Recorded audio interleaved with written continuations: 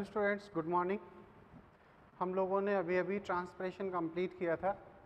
पिछले लेक्चर में हमने स्टडी किया था transpiration and photosynthesis A compromise. कुछ क्वेश्चंस भी हम लोगों ने किए जो काफ़ी इम्पोर्टेंट थे। ठीक है, नेक्स्ट जो हेडिंग है वो है मिनरल अपटेक। क्या? मिनरल्स अपटेक एंड मतलब मिनरल्स का एब्जॉर्प्शन। अब यहाँ पर हमने एक रूट का स्ट्रक्चर बनाया है, टिश्यू बनाया है। इससे हम सारी की सारी जो हेडिंग है उसे समझाने की कोशिश करेंगे। आखिर किस तरीके से इसमें मिनरल्स का एब्जॉर्प्शन किया जाता है। तो ऑब्वियसली हमने कुछ सॉइल, ये सॉइल है, सॉइल पार्टिकल्स हैं और इसके बीच बीच में ये वाटर के साथ में मिनरल्स प्रेजेंस है। क्या है ये? मिनरल्स। ठीक है। अब एनसीईआरटी ने कहा है कि एटमॉस्फेयर से जो लिया जाता है वो है कार्बन, CO2 के फॉर्म में ये इनटेक करता है ना, और वाटर के फॉर्म में इसे ऑक्सीजन मिल जाती है ना। तो हाइड्रोजन, कार्बन एंड ऑक्सीजन ये इस तरीके से बाहरी सरफेस से भी इनटेक कर सकते हैं। तो कहा जाता है कि ऑक्सीजन फ्रॉम CO2 एटमॉस्फेयर, मतलब कार्बन और ऑक्सीजन ये यहाँ से ले लेते हैं, बाकी मिनरल्स सबके सब यहाँ से एब्जॉर्ब किए जाते हैं। तो कहा यह जाता है कि जो सॉइल होती है, सॉइल के अंदर जो मिनरल्स होते हैं उनका कंसंट्रेशन इस रूट हेयर के कंसंट्रेशन से कम होता है। तो less mineral concentration, sorry high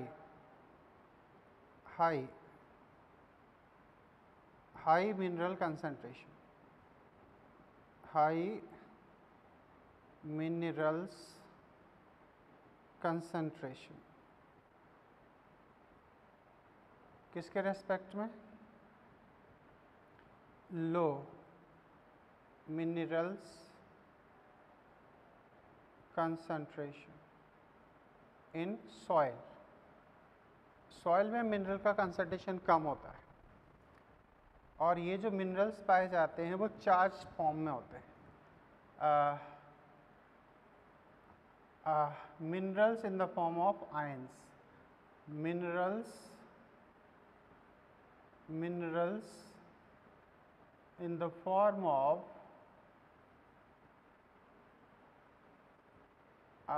ions, charge, आवेशित रूप में ये पाए जाते हैं। आवेशित रूप में ये सॉइल में पाए जाते हैं और मिनरल्स का कंसंट्रेशन जो होता है सॉइल में वो कम होता है as compare to root hair, है ना। तो ये था कौन? ये था रूट हेयर। इस रूट हेयर में हाई मिनरल कंसंट्रेशन है।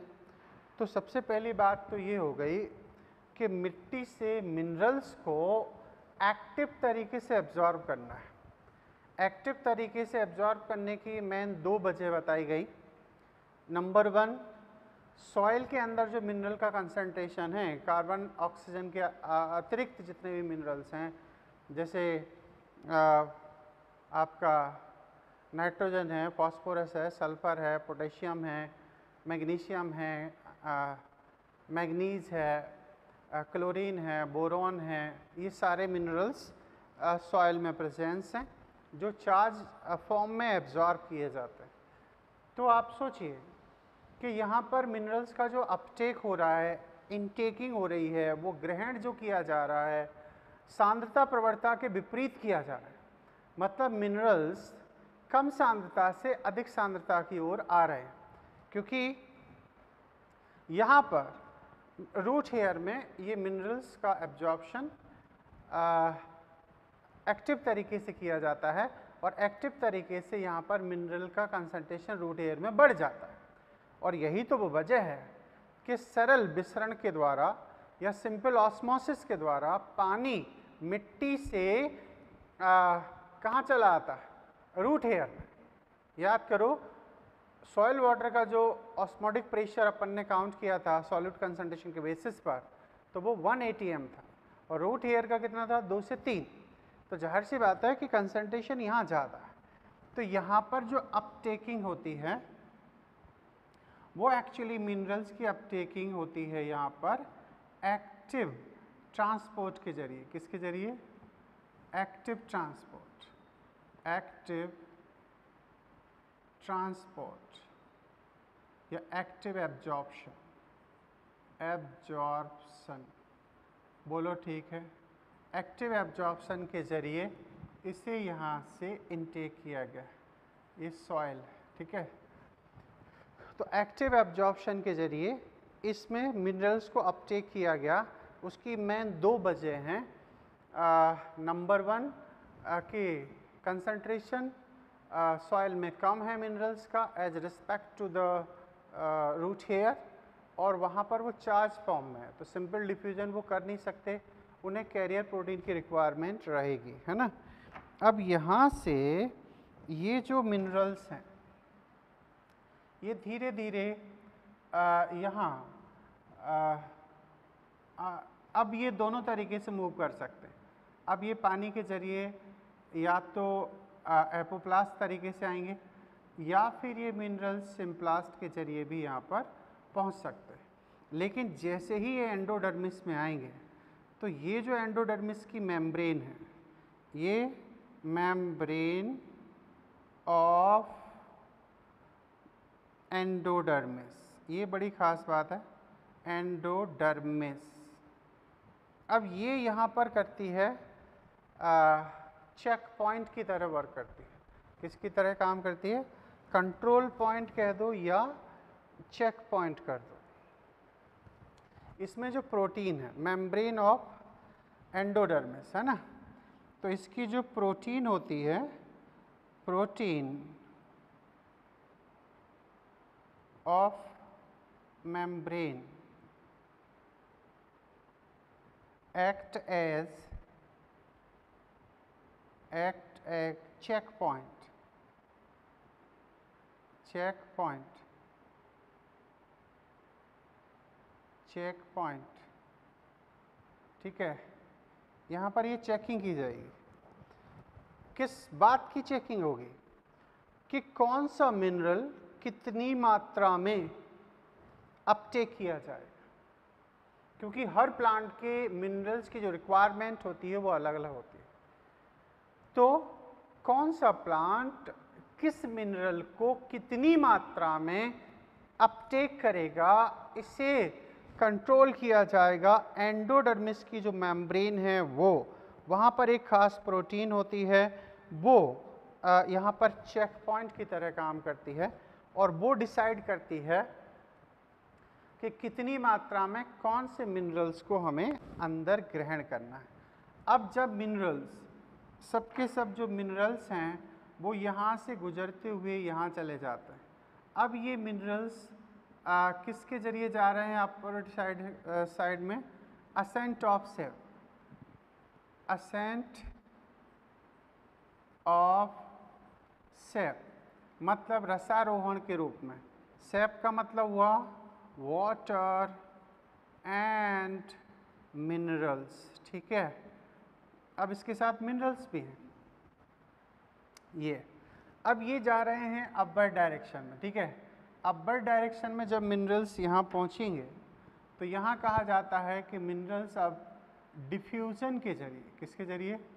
डिफ्यूज़न प्रोसेस के जरिए डिफरेंट सेल की ओर ये ट्रांसपोर्ट कर दिए जाते हैं। ये कौन सी प्रोसेस है? Simple diffusion, diffusion, simple diffusion process से जो मिनरल्स हैं उन्हें सेल्स में भेज दिया जाता है। ख़ास तौर से यहाँ पर जो मिनरल्स के लिए सोर्स है वो तो सॉइल वाटर हो गया, और जो सिंक रीजन हो गया वो लीव्स हो गई, वो फ्रूट हो गई, वो एक्टिव पार्ट मेरिस्टेम हो जाएंगे, और जो स्टोरेज चल रहा है वहाँ पर भी ये मिनरल्स की रिक्वायरमेंट होती है। सोर्स वो जहाँ से मिनरल्स आए, और सिंक यानी कि कुंड भाग वो जहाँ मिनरल्स का यूज किया गया। ठीक है, तो ये हो गया सिंक रीजन खास तौर से, और ये हो गया सोर्स रीजन। जड़ें सोर्स रीजन है और वो लीफ कहीं ना कहीं सिंक रीजन कहलाएगा। तो ये कौन है? ये लीफ है। लीफ को हम क्या कह सकते हैं? सिंक। क्या? सिंक, या फिर हिंदी में कहें तो कुंड, कुंड भाग, या सिंक या कुंड। और जो रूट है वो एक्चुअली क्या है? ये जो रीजन है ये है सोर्स। क्या है? सोर्स, यानी कि स्रोत। ये स्रोत, सोर्स है ना, डोनर। तो यहाँ से सोर्स है और यहाँ से ये सिंक रीजन है। तो अब हम इसमें लिखना चाहेंगे, इसमें जो हमने आपको एक्सप्लेन किया है वो हम इसमें व्याख्या करेंगे। ठीक है,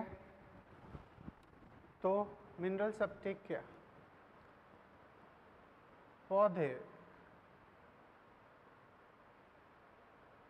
कार्बन तथा ऑक्सीजन को वायुमंडल से प्राप्त करते हैं, प्राप्त करते हैं। लेकिन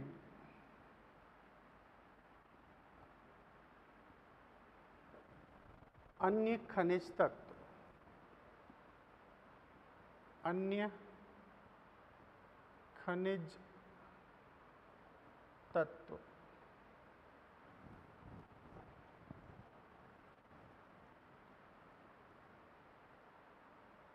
को मृदा से प्राप्त किया जाता है ना, किया जाता है। अच्छा, तो सोर्स ऑफ मिनरल कौन हुआ? हुई सॉइल। कौन हुई? सॉइल, मृदा। ठीक है, और सिंक यानी कि सिंक या कुंड भाग क्या हो गया? कुंड ऑफ मिनरल्स। तो पहले यही समझ लेते हैं। सोर्स तो मिट्टी हो गई, और कुंड मिनरल्स का क्या है?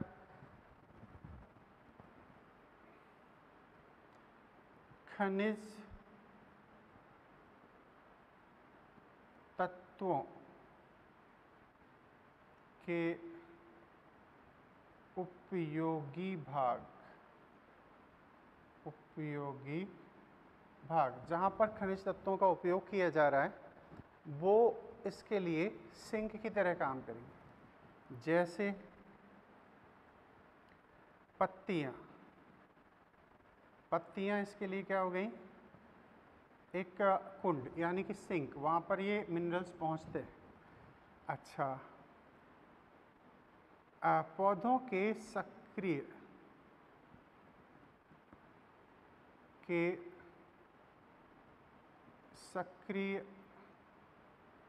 विभज्योतक,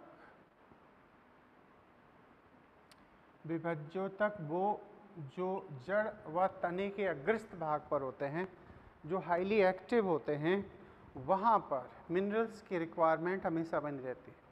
जैसे सेल वॉल में मिडिल लेमेला बनना है तो कैल्शियम मैग्नीशियम पैक्टेट की ज़रूरत पड़ेगी। इसी से पौधे में वृद्धि संभव है ना। नई पत्तियां बन रही हैं तो वहाँ पर नाइट्रोजन की ज़रूरत है, Fe की ज़रूरत है, क्योंकि इसी की उपस्थिति में आपके क्लोरोफिल का फॉर्मेशन होगा। तो एक्टिव पार्ट है पत्तियां, पौधों के सक्रिय विभज्योता।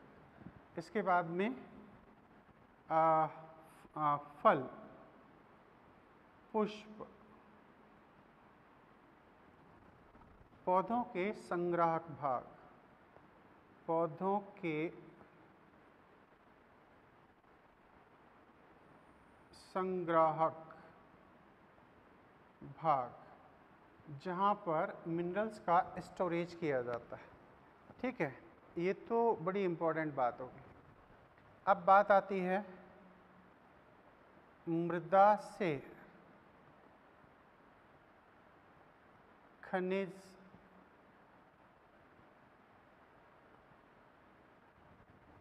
मुख्य रूप से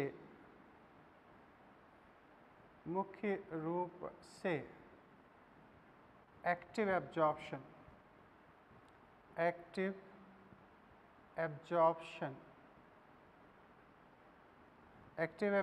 का क्या मतलब होता है? यूज ऑफ एटीपी, है ना, तथा कुछ पैसिव एब्जॉर्प्शन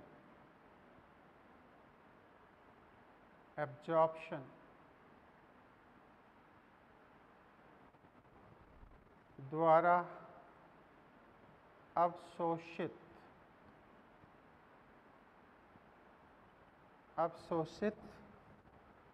किए जाते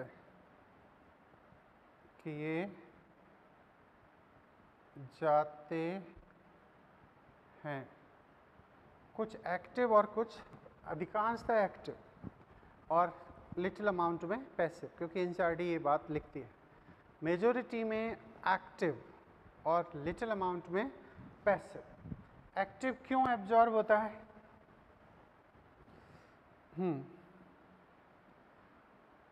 सक्रिय अवशोषण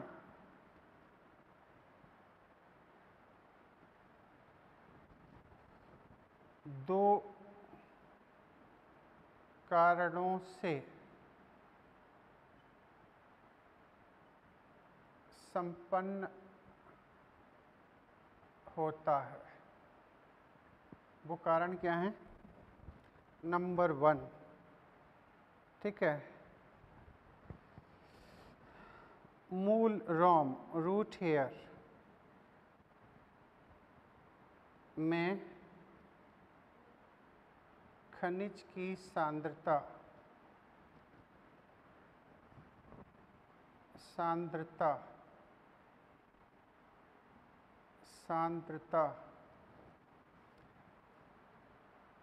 मृदा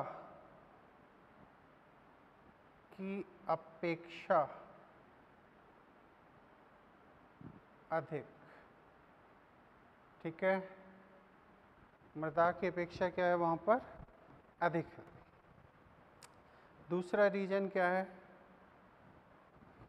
मृदा में खनिज तत्व आवेशित, कैसे? चार्ज फॉर्म में आवेशित रूप में होते हैं। ये दो कारण, इस वजह से मृदा से जो खनिजों का एब्जॉर्प्शन है वो एक्चुअली एक्टिव फॉर्म में किया जाता है। ठीक है, क्योंकि वो आवेशित फॉर्म में है तो सिंपल डिफ्यूजन वो कर ही नहीं सकते, उन्हें चैनल प्रोटीन की रिक्वायरमेंट होगी, है ना, ये चीज़। और कंसंट्रेशन ग्रेडियंट के अगेंस्ट इन्हें एब्जॉर्ब किया जा रहा है, तो जाहिर सी बात है कि इन्हें एक्टिव तरीके से अपटेक किया जाएगा। ठीक है, अब यहाँ से अगले पॉइंट पर बात करी जाए। तो अगला पॉइंट ये कहता है, अगला पॉइंट है ना,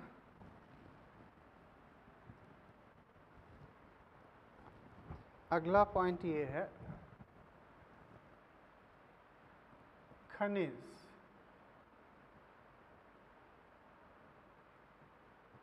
जल के साथ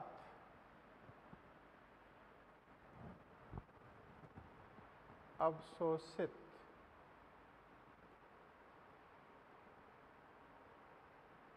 होकर एपोप्लास्ट अथवा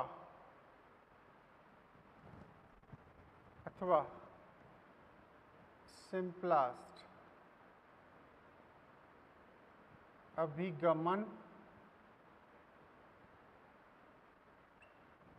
एपोप्लास्ट या सिम्प्लास्ट, देखो ध्यान से, ये मूवमेंट क्या है, एपोप्लास्ट, ये है एपोप्लास्ट, ठीक है, और ये कौन सा है, दिस इज सिम्प्लास्ट। तो एपोप्लास्ट या सिम्प्लास्ट फॉर्म में मिनरल्स वाटर के साथ में आगे बढ़ते हैं।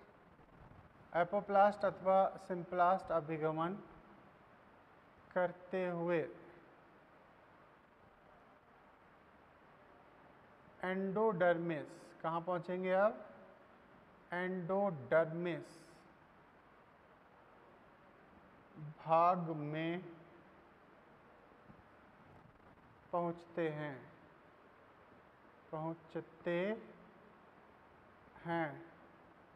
अब यहाँ एंडोडर्मिस पार्ट में आ गए यहाँ। अब याद करो, इसकी जो मेम्ब्रेन है वो as a check point work करेगी। इसकी खास तौर से जो प्रोटीन है, प्रोटीन यहाँ पर कंट्रोल पॉइंट या चेक पॉइंट की तरह काम करती है, ठीक है। ये पॉइंट बड़ा ही खास है मेरी नज़र में। तो कह सकते हैं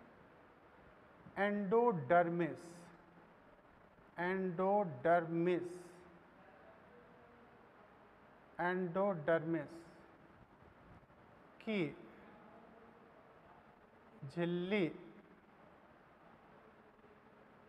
में उपस्थित, इसमें ए एंडोडर्मिस है और एंडोडर्मिस में जो झिल्ली है, एंडोडर्मिस की झिल्ली में उपस्थित प्रोटीन, क्या, प्रोटीन नियंत्रक बिंदु, इसका क्या मतलब हुआ, कंट्रोल पॉइंट,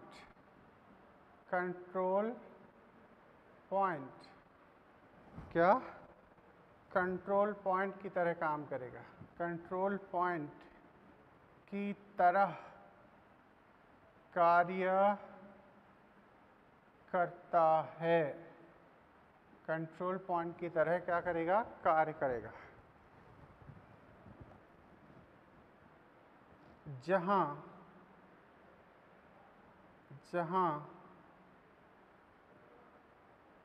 इसके द्वारा, मतलब प्रोटीन के द्वारा खनिज का प्रकार एवं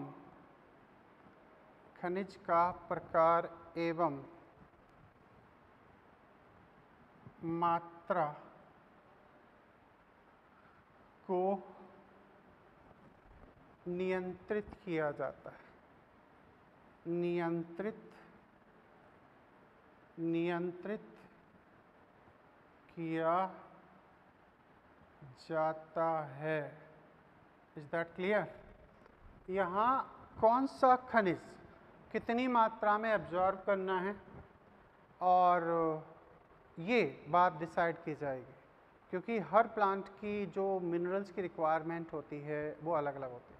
जैसे लहसुन प्याज है तो उसमें जो तीखापन आता है वो सल्फ़र की वजह से आता है ना, तो सल्फ़र का कंटेंट उसमें ज़्यादा होता है। जैसे पालक है, उसमें आयरन का कंटेंट ज़्यादा होता है, तो जाहिर सी बात है वो पालक का जो प्लांट है वो आयरन को ज़्यादा एब्जॉर्ब करेगा, है ना, जबकि प्याज का जो प्लांट है वो जड़ों के जरिए ज़्यादा से ज़्यादा सल्फ़र का एब्जॉर्प्शन करना चाहेगा।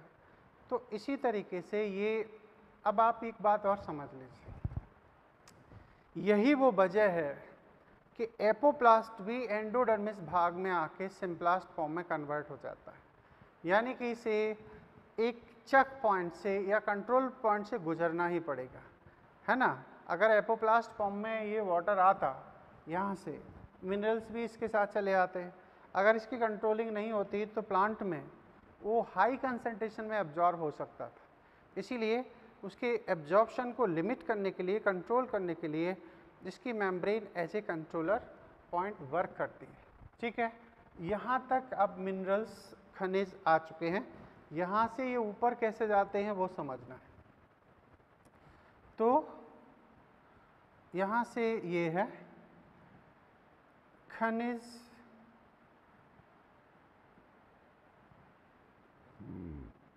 खनिज जाइलम रस के रूप में, जाइलम रस के रूप में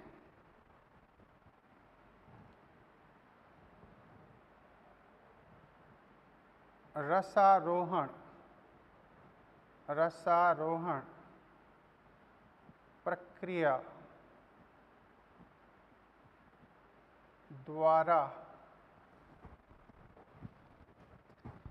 वाष्पोत्सर्जन की सहायता से, वाष्पोत्सर्जन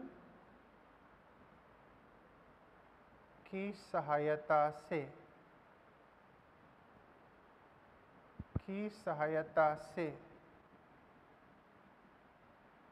सिंक उपयोगी भाग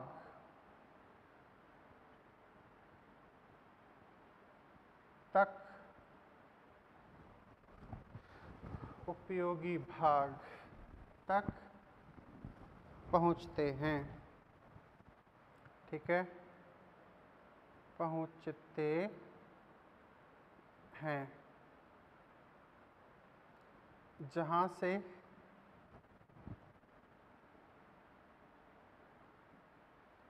विसरण द्वारा विभिन्न कोशिकाओं तक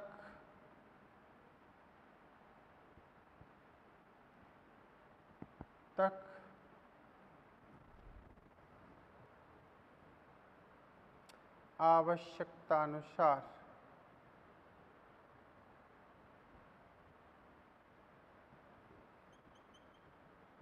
पहुँचाए जाते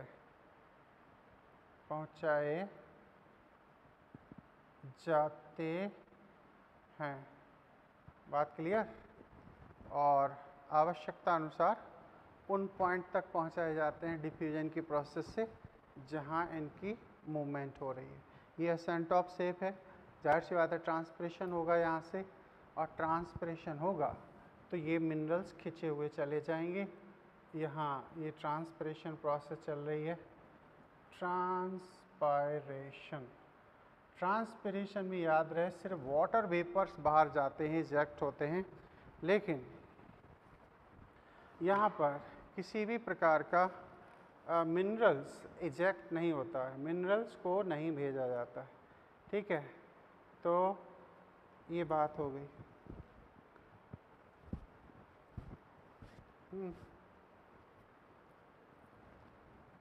ये बात है। तो ट्रांसलोकेशन ऑफ मिनरल्स, अब हम नेक्स्ट हेडिंग में बात जाएंगे। ठीक है, हालांकि मैंने कुछ हिस्सा आपको यहीं पर बता दिया है, ट्रांसलोकेशन ऑफ मिनरल्स, है ना।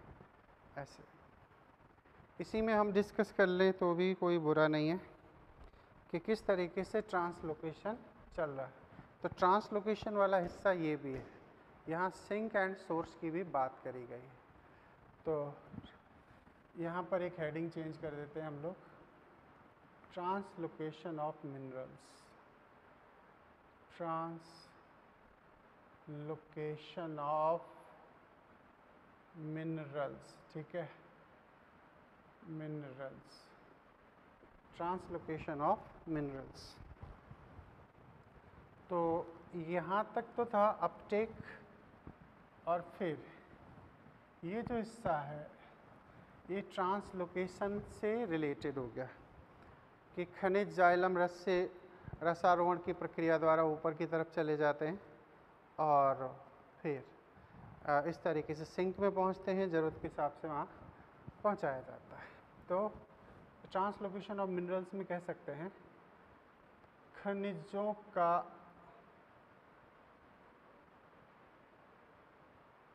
स्थानांतरण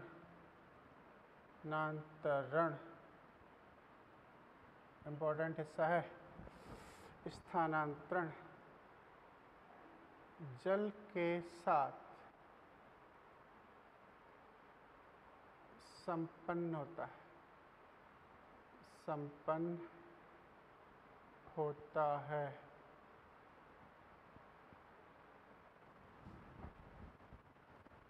जो वाष्पोत्सर्जन धारा ट्रांसपायरेशन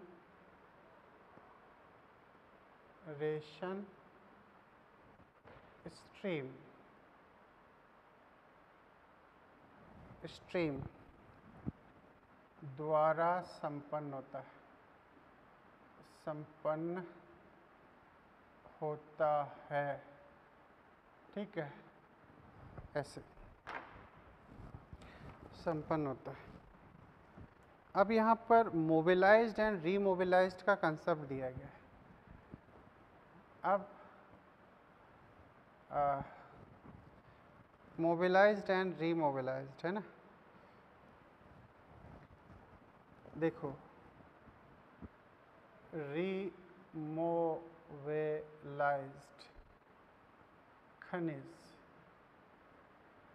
रीमोबिलाइज्ड खनिज जैसे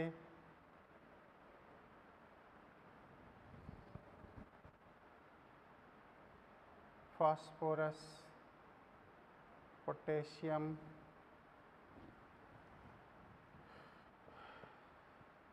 सल्फर, नाइट्रोजन। ठीक है, ये रिमोबिलाइज्ड एलिमेंट एनसीईआरटी के अकॉर्डिंग यहाँ पर बताए गए हैं। Phosphor, potassium, sulphur, nitrogen. Remobilized खनिज जैसे फास्फोरस, पोटेशियम, सल्फर, नाइट्रोजन आदि पौधों से गिरने या पौधों से अलग होने वाली पत्तियों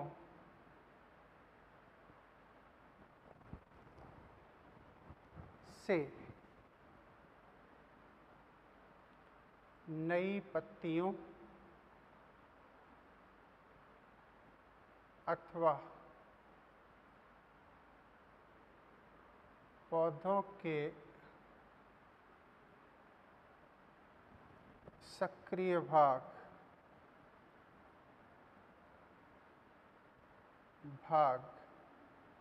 की ओर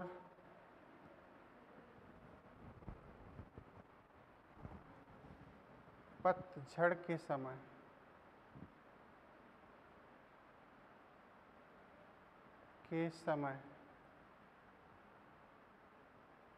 स्थानांतरित किए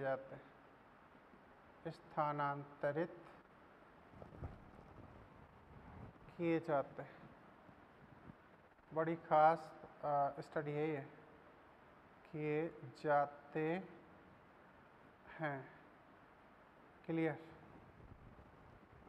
तो मान के चलो ये लीफ है, सपोज है, ये लीफ है।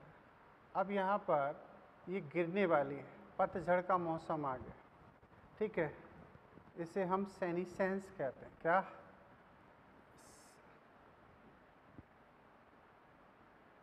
सेनिसेंस, पतझड़। ये तो ये गिरने वाली है, तो ये अपने nitrogen, phosphorus, potassium and sulphur इन्हें वापस कर देगी। लेकिन जो पत्ती अलग हो चुकी है ना, उसमें जैसे कैल्शियम है, ये वापस नहीं जा सकता। क्यों? क्योंकि calcium is a constitutional element of plant, संगठनात्मक तत्व है। कैल्शियम को ये पत्ती साथ में लेके जाएगी, लेकिन जब पत्ती गिरने वाली होती है, याद करो पतझड़ का मौसम आता है तो पीपल में, नीम में सारी पत्तियां गिर जाती है ना। तो गिरते समय ये मिनरल्स प्लांट के लिए काफ़ी इम्पोर्टेंट हैं। तो इन मिनरल्स को यहाँ रिमोबिलाइज्ड फॉर्म में ये पत्तियाँ अपने प्लांट को डोनेट करके जाती हैं, उसको स्थानांतरित कर देती हैं। इसीलिए कहा गया है, आगे चल के आप पढ़ोगे कि जो रिमोबिलाइज्ड एलिमेंट की जो कमी है वो हमें कहाँ नज़र आती है? वो हमें नज़र आती है पुरानी पत्तियों में। पुरानी पत्तियों में सबसे पहले नज़र आएगा। क्यों? क्योंकि पत्तियाँ ये अपने एलिमेंट को नई पत्तियों को प्रोवाइड करती हैं, क्योंकि वो ज़्यादा एक्टिव हैं, उन्हें ज़्यादा ज़रूरत है इनकी। तो रिमोबिलाइज्ड एलिमेंट की डेफिशिएंसी सिम्टम हमें ओल्ड लीव्स में मिलते हैं, लेकिन इमोबिलाइज्ड जो स्थानांतरित नहीं हो सकते, उनकी डेफिशिएंसी जो सिम्टम्स होते हैं, उनके जो लक्षण होते हैं, वो हमें नई पत्तियों में ही देखने को मिलते हैं, है ना। तो हम ये पॉइंट यहीं पर जोड़ लेते हैं, ठीक है। तो क्या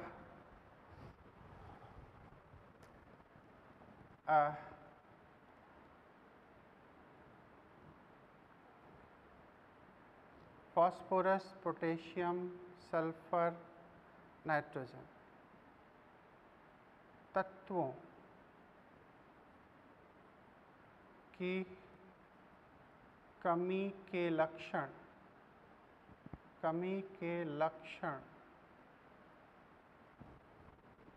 पुरानी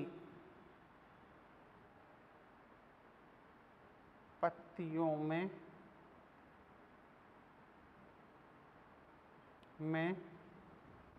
प्रदर्शित होते हैं। प्रदर्शित होते हैं। क्लियर? अब जैसे कुछ इमोबिलाइज्ड एलिमेंट है ना, हाँ, जैसे कैल्शियम जैसे खनिज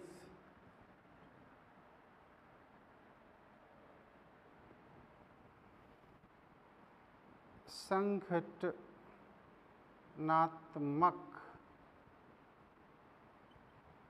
तत्व हैं,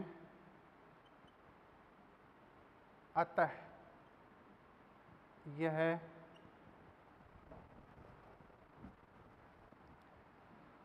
पौधों से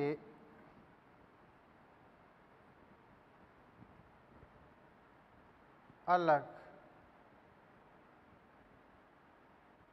होने वाली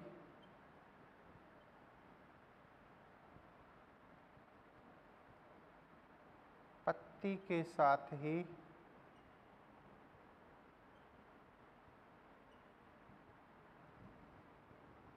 अलग हो जाते हैं।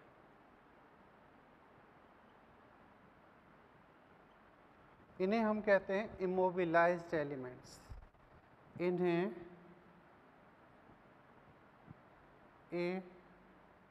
इमोबिलाइज्ड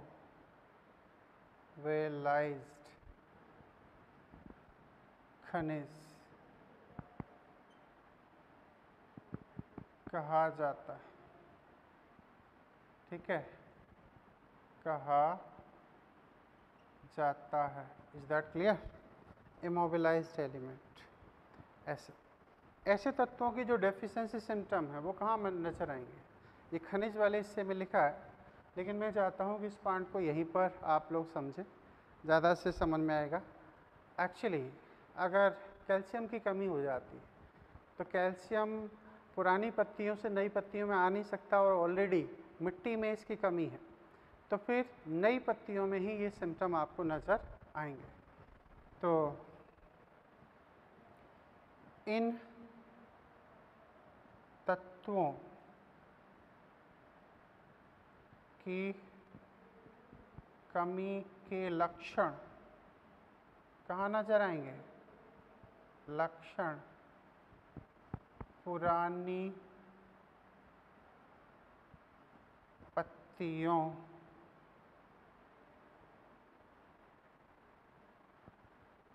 में ही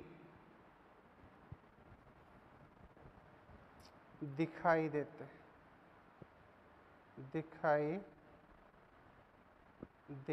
हैं। बोलो, पुरानी पत्तियों में ही आपको ये नजर आएंगे। क्लियर? बहुत अच्छा सेगमेंट है ये। अब यहाँ पर कुछ और ख़ास पॉइंट्स पर बात करी गई है और वो पॉइंट हैं कुछ इस तरीके से।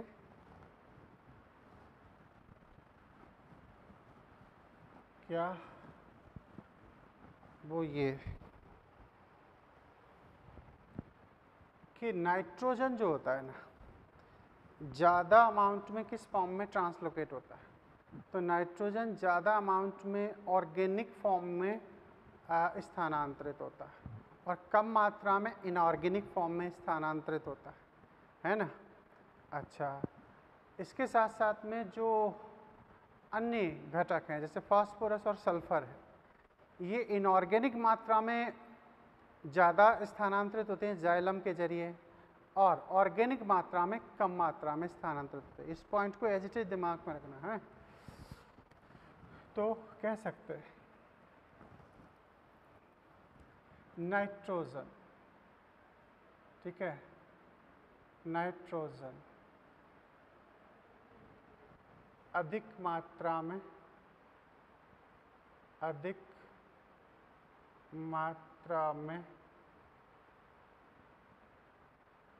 कार्बनिक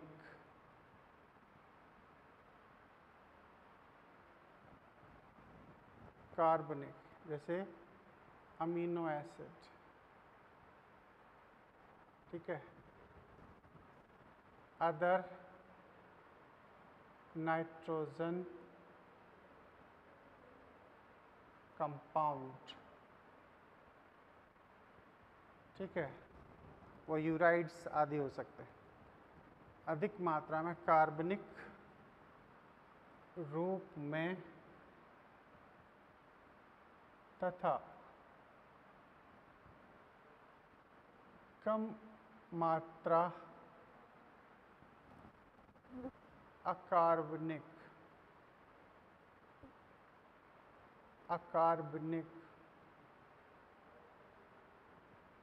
रूप में स्थानांतरण को दर्शाता है।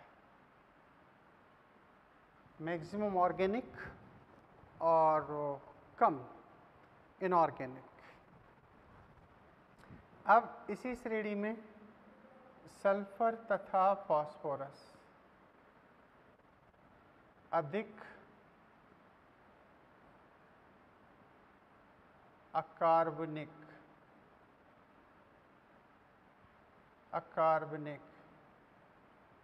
तथा कम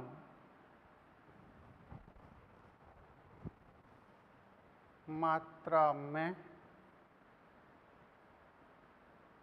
कार्बनिक यौगिकों के रूप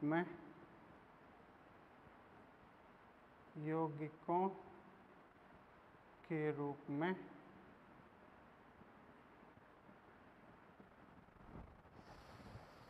स्थानांतरण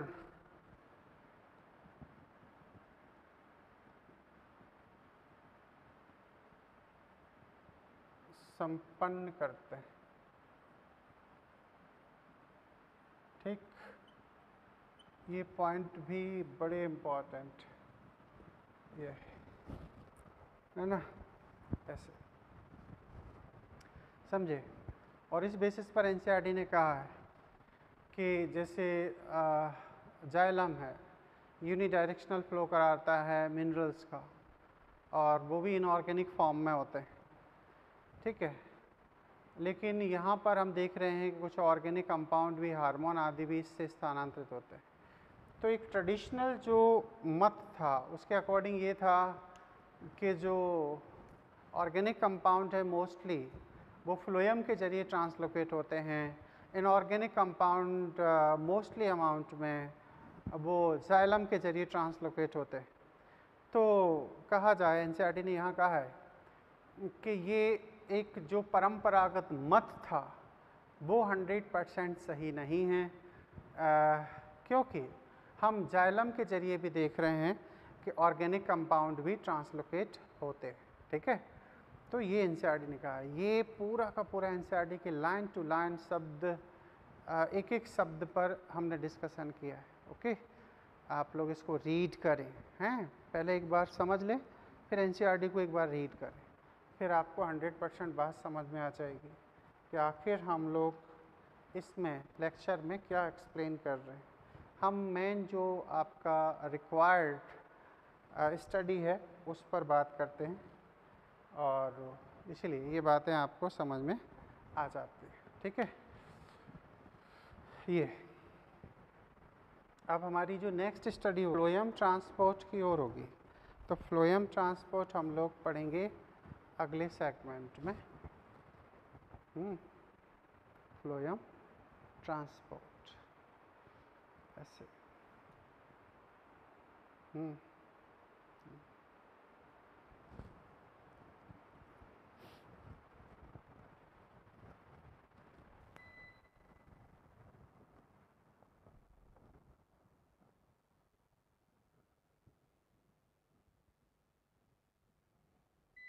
ओके, थैंक यू। मिलते हैं अगले लेक्चर में। इसमें हम पढ़ेंगे ट्रांसलोकेशन ऑफ फूड मटेरियल। याद करो, हम लोगों ने जब प्लांट फिजियोलॉजी की स्टार्टिंग की थी, वाटर रिलेशन के लिए एक डायग्राम बनाया था।